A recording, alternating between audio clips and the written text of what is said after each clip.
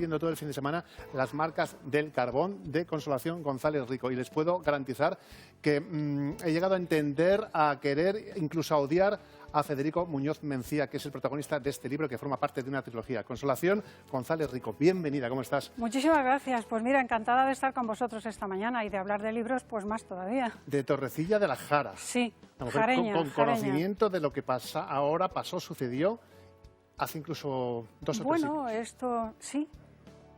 Dices, perdón. Incluso hace 2 o 3 siglos. Bueno, la verdad es que es una ficción, pero tiene también como eje transversal, como toda la trilogía, sí, los 3 libros que están ahí expuestos. Una mujer de la Oretana, La vida que perdimos y... Las marcas del carbón, que es el primero cronológicamente. Entonces, yo escribí la trilogía, el libro Una mujer de la Oretana. No pensé que iba a ser una trilogía, porque lo que quería era reivindicar el papel de la mujer, estas mujeres rompedoras que van más allá de su tiempo y que hacían cosas que eran impensables en ese tiempo en que vivió ella. Nace en 1869, vive en la Segunda República, la Guerra Civil, el exilio de sus hijos a Francia, y bueno, pues lucha por el voto femenino, y yo me iba a quedar ahí. Pero esta novela fue premiada con el premio Alfonso VIII de la Diputación de Cuenca, y bueno, pues en los clubes de lectura donde iba habitualmente a tener encuentros con lectoras, con lectores, me dice una lectora que por qué el padre de Crisanta, Federico, era como era. Tú sabes cómo era porque lo has leído. Pues aquí está la historia de Federico, las marcas del carbón, y puede ser suyo, y además les va a apasionar no solamente la historia de Federico, sino la forma en la que escribe Consolación, que es una auténtica joya. Empiecen a llamar ya y uno de ustedes se va a llevar este libro que les va, insisto, les va a encantar, porque Federico, fíjense, cómo han cambiado los tiempos. La verdad es que tenemos mucha suerte en la época en la que hemos nacido. No digo yo que no haya desgracias en este mundo, que las hay muchas, pero claro, es que Federico nació en un entorno, su padre era bandolero, murió asesinado, su madre... Pues, su padre no confirmado, porque yo no podía atribuir a un personaje histórico la paternidad de Federico, pero ahí queda, y queda bastante, ¿verdad? ¿A ti te quedó claro? Me quedó muy claro, sí. Bueno, pero no podía confirmarse. Ahí queda la duda sembrada porque Blas Romo, que era el personaje histórico que está presente en las marcas del carbón... Le llaman el Romo muchas veces en su Claro, el Romo, hablaban del Romo. Y le atribuían la paternidad a el Romo, pero yo no podía confirmar de una forma fehaciente que el Romo era su padre, porque es un personaje histórico. Claro.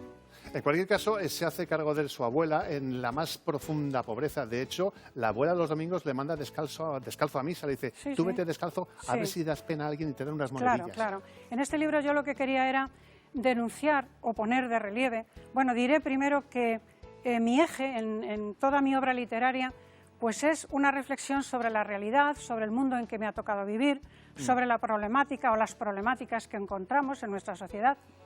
Y una de ellas es la importancia de la educación en los primeros años de la vida.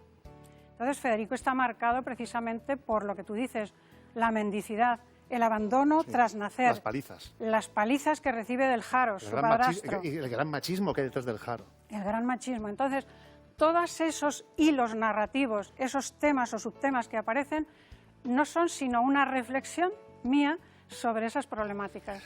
Están trenzadas ahí. Enseguida seguimos haciendo un poquito de spoiler de este libro, pero poquito porque sí, hay que leerlo. Pero déjenme que abra un paréntesis para conocer un poco más a Consolación.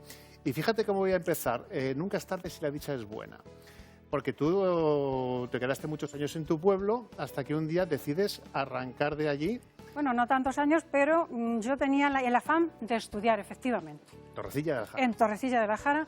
Entonces me preparé por mi cuenta, hice el bachillerato elemental, venía a examinarme a Toledo y un buen día pues mi padre se lo toma en serio y dice, bueno, pues a Talavera a hacer el bachiller superior. Y ahí en Talavera pues hago el curso quinto y sexto del bachiller superior. Claro, hay otros planes vigentes ahora, ¿no? Y ahí hay una persona fundamental y ahí hay una persona fundamental en mi vida. Por ejemplo, a Unamuno. Una persona fundamental que nos hace leer a Unamuno. Sí. Y precisamente a la tía Tula de Unamuno. Y entonces yo hago un comentario y me dice que usted, señorita, que nos decían señorita en aquel tiempo, usted se ha equivocado completamente, no era generosa, no tenía ese afán de maternidad, usted lo ha puesto por las nubes, no era una santa, tía Tula. Y bueno, pues yo dije, bueno, pues tendrá razón este hombre. Pero lo cierto es que siempre nos cuestionaba, nos hacía pensar, nos preguntaba. Y yo creo que de ahí nació esa inquietud mía por indagar en los porqués y contarlo en los libros. Pero déjame que indague los porqués, porque además tú también eres profesora, profesora de lengua. ¿Ha cambiado mucho la educación en ese sentido, a cómo tú la entiendes y concebías? Bueno, yo practiqué la educación de la Reforma en mi escuela, con mis chicos, en francés, en lengua, con adultos. Yo, claro, no veo grandes diferencias porque, bueno, claro, a ver, si me voy a mi época, por ejemplo, pues sí, porque incluso mi primera escuela fue una unitaria. Entonces ahí en ese sentido ha cambiado. Pero realmente yo practiqué la Reforma y trabajé en la Reforma. Bueno, pues verdad que les encanta esta mujer castellano-manchega de Torrecilla de la Jara, que es todo un ejemplo de las cosas buenas que puede pasar la vida con constancia y con trabajo, que por cierto, finalista, Premio Planeta también, que no lo ha dicho ella. Pero sigamos profundizando. Vamos allá. Conso te puedo llamar, ¿verdad? Sí, sí, así me llaman. En la historia de Federico Muñoz Mencía, porque también hay que recordar a su madre. Y su madre, bueno, pues su madre, la verdad es que fue una pobre desgraciada que se juntó con un bandolero. Y es verdad que Federico vive poco con su madre, pero lo poco que vive es con este carbonero con el que se junta, y es donde empieza él a trabajar. Con 9 años este Jaro se lo lleva a trabajar el carbón y las palizas que le pega. Claro, claro, porque él ha sufrido no solamente el abandono, como decía, no solamente la dureza de su abuela, sino sobre todo el trabajo infantil, ha sufrido el trabajo y el maltrato, ¿no? Entonces él odiaba lo negro, por eso, claro, en esta novela primera, en Una mujer de la Oretana... Sí. No se perdona. No, continúa. Decía que en Una mujer de la Oretana tuve que tirar de un hilo, y era que no le gustaba el color, o sea, le encantaba el color blanco, no le gustaba lo oscuro. Y tenía sus razones, Claro, ¿no? por supuesto. Le encantaba la nieve. Su caballo blanco. Y su caballo blanco. En la primera novela, en Una mujer de la Oretana. Entonces, eso significaba que odiaba todo el entorno del carbón y lo que había supuesto para él, la dureza de su padre.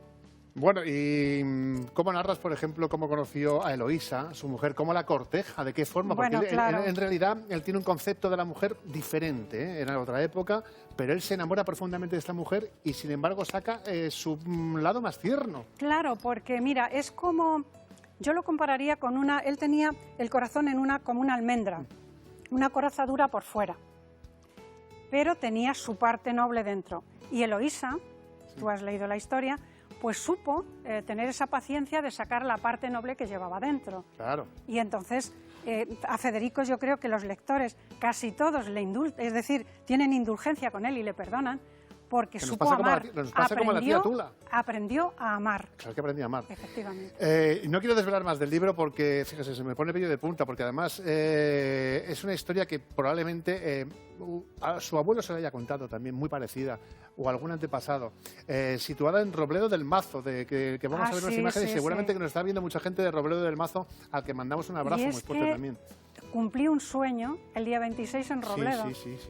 Presentando la novela ahí, porque era mi ilusión, porque yo, cuando salió la novela, que está editada por Ledoria, en julio del año pasado, un año, pues no tenía idea de que esto se iba a poder presentar en breve, y claro, ha tenido que pasar un año, y para mí la ilusión era presentarlo en los lugares de la novela, en las lanchas, donde estaban los bandoleros, donde estaba Blas Romo refugiado. Talavera de la Reina, La Jara, Los Montes de Toledo. Claro, porque es que la novela, pues el eje histórico que tiene, como has visto, son las guerras carlistas, las revueltas carlistas de Talavera. Blas Romo era un bandolero carlista.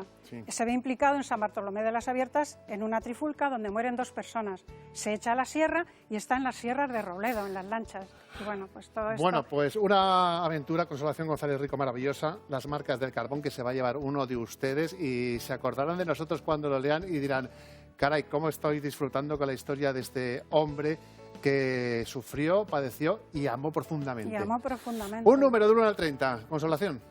Pues el 25. El 25, ¿para quién se va, Julia Carrelero?